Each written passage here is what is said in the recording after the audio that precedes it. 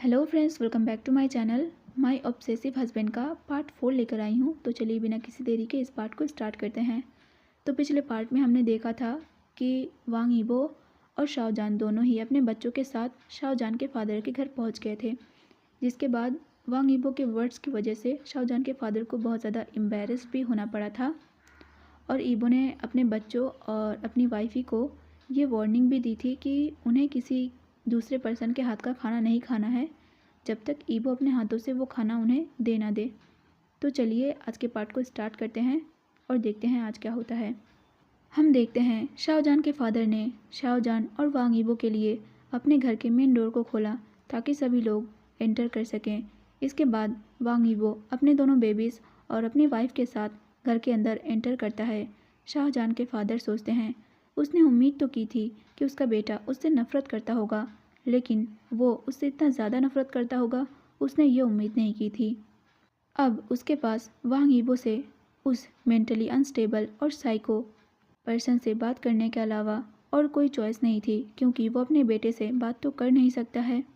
शाओजान के फादर आगे सोचते हैं उसने शाओजान की शादी वांग यीबो से कराने के लिए वो सब कुछ किया जो कि वो कर सकते थे। उन्होंने चीन के सबसे ज़्यादा अमीर आदमी से अपने बेटे की शादी करवाई।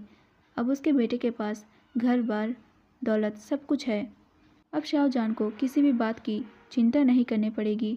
लेकिन क्या इतनी सारी बातों के बाद शाओजान को अपने पिता के किए हुए सारे कामों के लिए उसे आभारी नहीं होना चाहिए? इतना सोचते हुए वो भी घर के अंदर एंटर करता है। दूसरी तरफ शाओजान, जो कि घर के अंदर एंटर कर चुका था, वो घर के चारों तरफ देखता है तो उसे पता चलता है कि घर में बहुत कुछ बदल गया है। ऐसा लगता है कि वांग यीबो ने उनके घर में या फिर कहें उसके फादर को बहुत सारा पैसा दिया है। खैर समझ में आता है क्योंकि उसके फादर ने इसीलिए ही उसकी शादी वांग यीबो से कराई थी, या फिर कहें जान के बदले बहुत सारा पैसा ईबो से लिया था, उसे एक तरह से बेच दिया था। इसके बाद हम देखते हैं शाओजान के फादर जान से कहते हैं, जान तुम यहाँ आराम से बैठो। शादी के बाद तुम एक भी बार हमसे मिलने घर नहीं आए, लेकिन तुम्हें ये याद रखना चाहिए कि तुम यहाँ आ सकती हो कभी भी। ये तुम्हारा भी घर है। तुम्हारी बहन तुम्हारे बारे में बहुत बातें करती है, वो तुम्हें मिस करती है। अभी फ़िलहाल उस हॉल में शाओजान, वांग यीबो, जान के फादर, जान की सौतेली माँ और उसकी बहन मारिया और साथ में जान के दोनों बच्चे भी वहाँ पर मौजूद थे। जान की सौतेली बहन मारिया, जो कि अभी वांग यीबो को ऊपर से नीचे तक पूरा घूर घूर कर देख रही थी और उसे ताड़े जा रही थी। वांग यीबो को ये साफ पता चल रहा था कि मारिया उसमें दिलचस्पी रखती है, लेकिन वांग यीबो ने वहाँ पर बिल्कुल ऐसा दिखावा किया जैसे कि उसे मारिया के नज़रों का अंदाज़ा ही नहीं है। इसके बाद हम देखते हैं शाओजान अपने फादर को जवाब देते हुए कहता है, डैड अब मेरा भी एक परिवार है। मैं अपने फैमिली में बिज़ी रहता हूँ और मेरे पास इतना टाइम नहीं है कि मैं हर टाइम यहाँ पर आकर बैठा रहूँ। मारिया के अपने भी दोस्त होंगे और मुझे नहीं लगता कि उसे मेरी कंपनी की ज़रूरत होगी। दूसरी तरफ ईबो, जो कि शाओजान के जवाब से बहुत सेटिस्फाइड था, ऐसा लगता है कि शाओजान ने इतने सालों में बहुत कुछ सीख लिया है। वो जानता है कि बाहर जाकर अनजान लोगों से कैसे मिलना चाहिए और कैसे बातें करनी चाहिए। और शायद अब शाओजान ये सीख गया है कि बाहर के लोग बिल्कुल भी अच्छे नहीं हैं। अब उसे अपनी वाइफी पर प्राउड हो रहा था, क्योंकि उसे समझ में आ रहा था कि इतने सालों से सब कुछ सिखाने के बाद शाओजान आखिरकार बहुत कुछ सीख गया है और समझ गया है कि वो उसका भला ही चाहता है। इसके बाद हम देखते हैं शाओजान की सौतेली माँ मारिया को अपनी कोहनी से हल्का सा हिट करती है, क्योंकि वो जानती है कि उसकी बेटी पूरी तरह से वांग यीबो के प्यार में पागल हो चुकी है।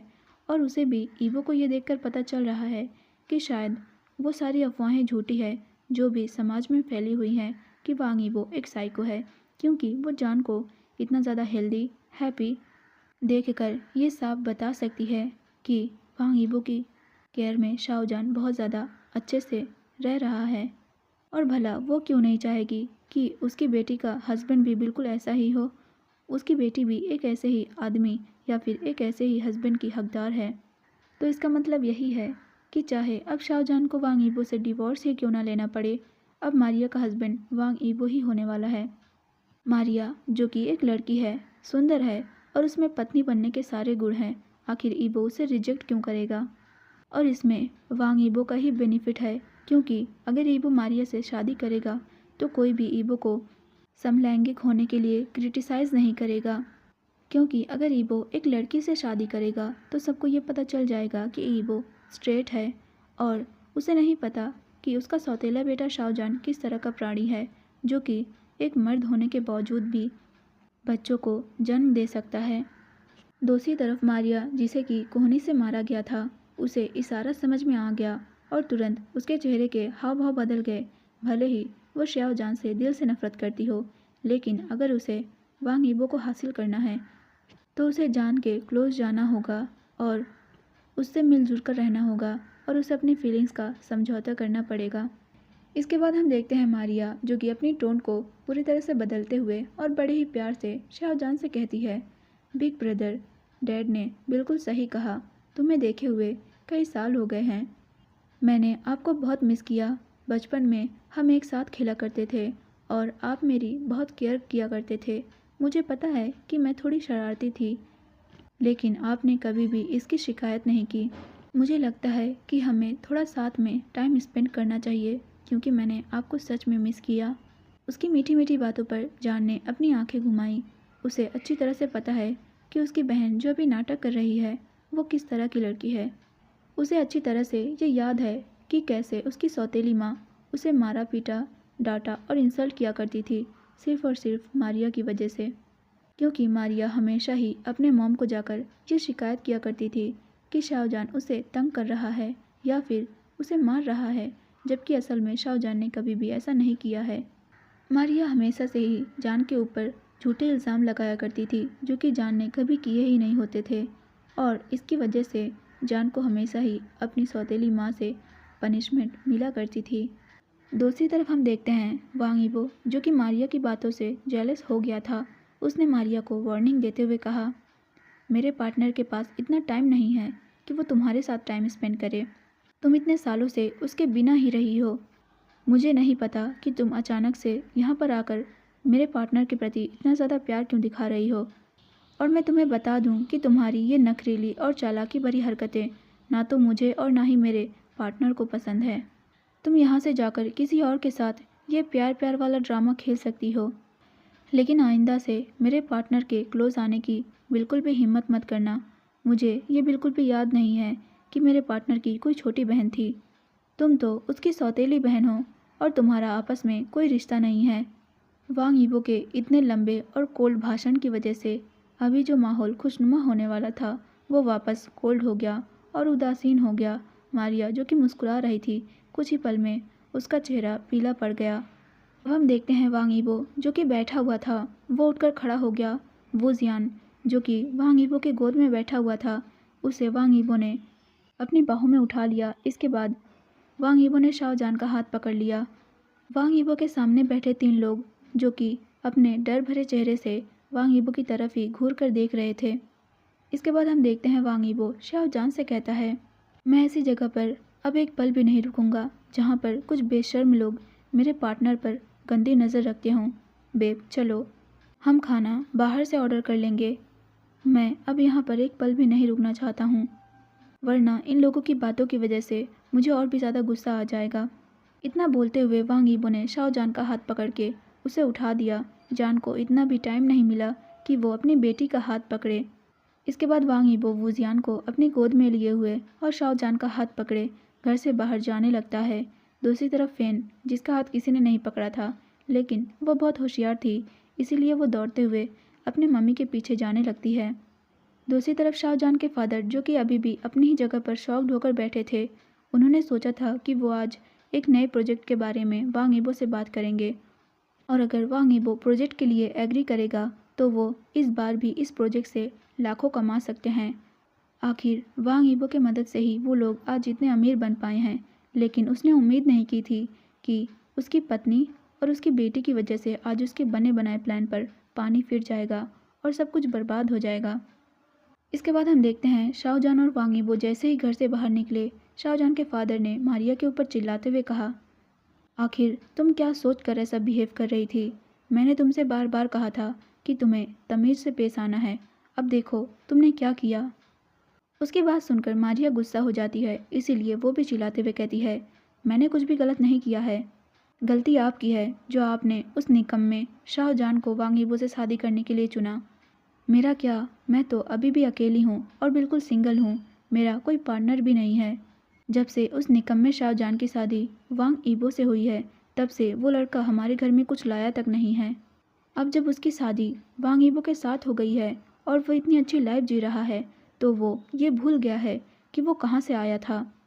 अगर आपने मेरी शादी वांग यीबो से कराई होती तो हमारी ज़िंदगी बिल्कुल अलग होती। मैं आपको और मॉम को एक बेहतर ज़िंदगी देती। लेकिन आपके पास अभी भी मौका है। आपको कोई रास्ता निकालना होगा जिससे ईबो शाहजहां को डिवोर्स दे दे और मुझसे शादी कर ले। इतना बोलकर मारिया अपना पैर पटकती है और वो वहाँ से चली जाती है। उसे विश्वास ही नहीं हो रहा था कि शाहजहां जैसा एक बेकार इंसान वांग यीबो जैसे एक हैंडसम पर्सन के साथ कैसे रह सकता है। हालांकि वो अपने मॉम एंड डैड के साथ बहुत सारी पार्टियों में गई है, लेकिन आज से पहले उसने वांग यीबो को इतना ज़्यादा करीब से कभी भी नहीं देखा था।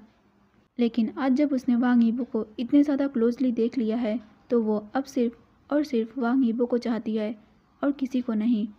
दूसरी तरफ हम देखते हैं मारिया की मॉम शाहजहां के फादर के हाथ को पकड़ती है। इसके बाद वो प्यार से मुस्कुराते हुए शाहजहां के फादर से कहती है, हनी, क्या आपने हमारी बेटी की बातें सुनी? अगर हम वांग यीबो और शाहजहां को अलग करने का कोई रास्ता निकाल लें और वांग यीबो की शादी हमारी बेटी से करवा दें, तो सोचो हमें कितना फ़ायदा होगा। तुम्हारा बिजनेस भी बहुत ज़्यादा बढ़ेगा और साथ में हमारा सन इन लॉ भी हमें बहुत ज़्यादा प्रॉफिट देगा। दूसरी तरफ शाहजहां के फादर कुछ सेकंड के लिए चुप रहे। उन्होंने सोचा, शायद उनकी वाइफ की बातें बिल्कुल सही है। शायद वो सही कह रही है। अगर उनकी बेटी वांग यीबो से शादी कर लेती है तो वो ज़रूर ही उनके लिए ज़्यादा अच्छा होगा। वो शाहजहां से बिल्कुल ऑपोजिट है। उनकी बेटी अपने परिवार की परवाह करती है। वो उस यूजलेस लड़के शाहजहां की तरह नहीं है, जिसे कि उसने जन्म के बाद से ही पाला पोसा बड़ा किया और ये मेक श्योर किया कि उसने अच्छे से स्टडी की हो और ग्रेजुएशन किया हो। इसके बाद हम देखते हैं शाहजहां के फादर ने शाहजहां की सौतेली माँ से कहा, ठीक है, हम इस बारे में बाद में बात करते हैं, लेकिन क्या तुम्हें सच में यकीन है कि हमारी बेटी वांग यीबो से प्यार करती है? शाहजहां के फादर ने आखिरी बार श्योर होने के लिए ये क्वेश्चन किया था। दूसरी तरफ हम देखते हैं वूजियान और फेन को ये समझ ही नहीं आ रहा था कि अभी अभी क्या हुआ। कुछ मिनट पहले ही सब कुछ बिल्कुल ठीक था और अगले ही पल वो लोग बिना खाए ही घर से बाहर चले आए। अभी उन्हें भूख भी लगी है। दूसरी तरफ हम देखते हैं शाहजहां, जो कि ये जानता था कि वांग यीबो अभी गुस्से में है और अगर उसने अभी वांग यीबो को शांत करने का कोई तरीका नहीं निकाला तो आज रात उसे इसका खामियाजा भुगतना पड़ेगा। हम देखते हैं घर वापस जाते वक्त वांग यीबो ने अपने बेटे और बेटी की तरफ देखा, जो कि भूख की वजह से अपने पेट पर हाथ फेर रहे थे। यीबो ये जानता है कि उसके बच्चे भूखे होंगे, लेकिन जैसा कि उसके दोनों बेबीज उससे डरते हैं, इसीलिए उन दोनों में से किसी के भी पास इतनी हिम्मत नहीं होगी कि वो यीबो से इस बारे में बताएं। यीबो खुद भी भूखा था। उसने सुबह से शाहजहां के रेडी किए हुए नाश्ते के अलावा और कुछ भी नहीं खाया था। वांग यीबो का मानना यह है कि शाहजहां जैसा डिलीशियस खाना कोई और नहीं बना सकता है और उसे अपनी वाइफी के हाथों से बना हुआ खाना खाकर सुकून मिलता है, जिस पर वो सबसे ज़्यादा भरोसा करता है और वो अपनी वाइफी की बहुत ज़्यादा परवाह भी करता है। उसकी वाइफी हमेशा उसके मुश्किल घड़ी में उसके साथ रही है और उसकी हेल्प की है। वो किसी और से नहीं बल्कि शाहजहां से बहुत ज़्यादा प्यार करता है। इस दुनिया में एक लौता शाहजहां ही है जिसे वांग यीबो सबसे ज़्यादा प्रोटेक्ट करना चाहता है और जिसके साथ रहना चाहता है। इसके बाद हम देखते हैं वांग यीबो वूजियान और फेन के सिर पर हाथ फेरते हुए कहता है, मैं तुम दोनों के खाने के लिए कुछ खरीद दूंगा। पापा को माफ़ करना, पापा ने तुम दोनों के बारे में नहीं सोचा। वांग यीबो को अपने लिए केयर करता हुआ देख और उसकी बातें सुनकर वूजियान अपनी सीट से उठकर खड़ा हो गया। वो जाकर शाहजहां की गोद में बैठ गया और अपने हाथों को जान के गर्दन में लपेट लिया। इसके बाद वूजियान ने अपने मम्मी की तरफ देखकर मुस्कुराते हुए कहा, मम्मी, पापा कितने अच्छे हैं। वो फेन और मेरा कितना ख्याल रखते हैं। मैं बहुत हैप्पी हूँ। आज उन्होंने मुझसे माफ़ी भी मांगी। अपने बेटे की बात सुनकर जान मुस्कुराया और उसने अपने बेटे को किस किया। वांग यीबो कभी कभी अच्छा बिहेव करता है, लेकिन ज़्यादातर टाइम वो कोल्ड ही रहता है, या फिर कहें शायद ही कभी वो अपने बच्चों से प्यार भरी बातें करता है। वो अपने बच्चों के साथ ज़्यादातर कोल्ड ही बिहेव करता है, लेकिन जान को ये उम्मीद है कि उसके दोनों बेबीज़ अपने डैड से नफ़रत नहीं करेंगे, चाहे कुछ भी हो जाए। दोनों बेबीज़ अपने डैड के प्यार को समझेंगे। इसके बाद हम देखते हैं शाहजहान वुजियान से कहता है, पापा तुमसे और फ़ेन से बहुत ज़्यादा प्यार करते हैं और मैं चाहता हूँ कि मेरा बेटा जल्दी से स्ट्रांग और बड़ा हो जाए। और एक बात, तुम्हें पापा से डरना नहीं है, क्योंकि मुझे याद है कि एक दिन मेरे बेटे ने मुझसे कहा था कि वो सुपरमैन जितना ग्रेट बनना चाहता है। लेकिन तुम्हें ये बात भी याद रखनी होगी कि सुपरमैन कितना ज़्यादा डेयरिंग है और वो कभी भी किसी से भी नहीं डरता है, यहाँ तक कि वो बुरे लोगों को भी हरा देता है। जान की बातें सुनकर वुजियान को बहुत अच्छा महसूस होता है और वो मुस्कुराते हुए हाँ में अपना सिर हिलाता है। वो सोचता है कि वो बहुत ज़्यादा स्ट्रांग बनेगा और जिसके बाद उसकी मॉम को उसके ऊपर गर्व महसूस होगा। वुजियान भी सुपरमैन जितना स्ट्रांग और डेयरिंग बनना चाहता है। वो अब से पापा से बात करने की कोशिश करेगा और उनसे डरना बंद कर देगा। दूसरी तरफ हम वांग यीबो को देखते हैं, जो कि कार से बाहर गया था वुजियान और फ़ेन के लिए खाना लाने। उसे वापस आने में ज़्यादा टाइम नहीं लगा और उसने फ़ेन को उसका खाना दिया। फ़ेन को इस बात से कोई दिक्कत नहीं थी कि उसका बिग ब्रदर उसकी मम्मी के गोद में बैठा हुआ है। जैसे ही फ़ेन ने खाना देखा, उसके मुंह में पानी आने लगा। वुजियान और फ़ेन के पेट से एक साथ गुड़गुड़ की आवाज़ आने लगी। इसके बाद हम देखते हैं वुजियान ने जैसे ही खाना अपने हाथों में लिया, उसने अपने डैड को इसके लिए थैंक्स किया। इसके बाद उसने अपने डैड को खाना ऑफ़र करते हुए कहा, डैड प्लीज़ आप भी खाना खाइए। दरअसल वुजियान अपने मॉम को ये साबित करना चाहता था कि अब से वो स्ट्रांग बनेगा और अपने पापा से नहीं डरेगा। दूसरी ओर ईबो वुजियान की ऐसी बातें सुनकर हैरान रह गया। उसने अपने बेटे की तरफ देखा, जो कि मुस्कुरा रहा था। अपने बेटे को खुद से कम डरता हुआ देख ईबो खुद को कंट्रोल नहीं कर सका और वो भी धीरे से स्माइल करता है। इसके बाद वांग ईबो ने वुजियान के प्लेट से उसके प्लास्टिक का चम्मच उठाया और छोटे से चम्मच से थोड़ा सा खाना उठाकर खा लिया। ईबो आज अपने बेटे के बिहेवियर से हैप्पी था और उसे अपने बेटे के ऊपर गर्व भी महसूस हो रहा था, इसलिए उसने धीरे से अपने बेटे के कंधे को टैप किया। आखिर उसे ऐसा ही बेटा तो चाहिए था, बिल्कुल डेयरिंग और किसी भी चीज़ से ना डरने वाला। दूसरी तरफ वुजियान, जो कि बहुत ज़्यादा हैप्पी था, उसने पैट पाते ही तुरंत अपनी मम्मी की तरफ देखा। जान, जो कि उसकी तरफ ही देख रहा था, वो वुजियान की आंखों में देखकर मुस्कुराया और उसे एक थम्स अप दिखाया। दूसरी तरफ फ़ेन, जो कि जैसे ही देखती है ईबो कैसे उसके बिग ब्रदर के प्लेट से खाना खाता है, तो वो भी ज़िद करने लगती है कि उसके डैड को उसकी प्लेट से भी खाना चाहिए और उसकी बात पर ईबो ने मना नहीं किया और उसने फ़ेन को सेटिस्फाइड करने के लिए उसकी प्लेट से भी थोड़ा बहुत खाना खाया। घर पहुँचते पहुँचते फ़ेन और वुजियान अपना फूड फिनिश कर चुके थे। इसके बाद शाहजहान ने वुजियान और फ़ेन को क्लीन किया, उनके कपड़े चेंज किए और उन्हें उनके कमरों में सुला दिया। नीचे आकर शाहजहान ने देखा कि वांग ईबो उसका इंतज़ार कर रहा है, इसलिए शाहजहान जल्दी से ईबो के पास आया। उसने ऑलरेडी ही खरीदा हुआ खाना दोबारा गर्म किया। इसके बाद वो दोनों साथ मिलकर खाना खाते हैं। वांग ईबो, जो कि बीच बीच में शाहजहान की ओर देख रहा था। खाना हो जाने के बाद शाहजहान ने डिशेस को क्लीन किया और वांग ईबो अपने कमरे में चला गया। शाहजहान ने किचन का सारा काम निपटाया। कल उसे जो कुछ भी बनाना था वो सारी सब्जियां और चीज़ें अलग कर दी और उसका काम ख़त्म होते होते लगभग 1 घंटा बीत चुका था। काम ख़त्म होते ही शाहजहान ने अंगड़ाई ली और एक गिलास गर्म दूध पीने के बाद शाहजहान अपने कमरे में जाने का डिसाइड करता है। उसे पता है कि वांग ईबो अभी भी जाग रहा होगा और कमरे में उसका इंतज़ार कर रहा होगा। जैसा कि उसने गेस किया था, जैसे ही उसने दरवाज़ा खोला उसे तुरंत कमरे के अंदर खींच लिया गया और दरवाज़ा बंद कर दिया गया। वांग ईबो ने शाहजहान को तुरंत उसी डोर पर पुश किया, जिसकी वजह से डोर हैंडल शाहजहान के पीठ पर आकर लगा। शाहजहान दर्द से करा उठा। वांग ईबो यहीं पर नहीं रुका, उसने कसकर शाहजहान की कलाई पकड़ ली। दूसरी तरफ शाहजहान दर्द की वजह से विस्पर करते हुए कहता है, वांग ईबो दर्द हो रहा है। वांग ईबो ने क्लियरली शाहजहान की आवाज़ सुनी थी और जान भी जानबूझकर धीरे बोल रहा था, क्योंकि उनके बेबीज़ पास के ही रूम में सोए हुए हैं और वो उन्हें जगाना नहीं चाहता था।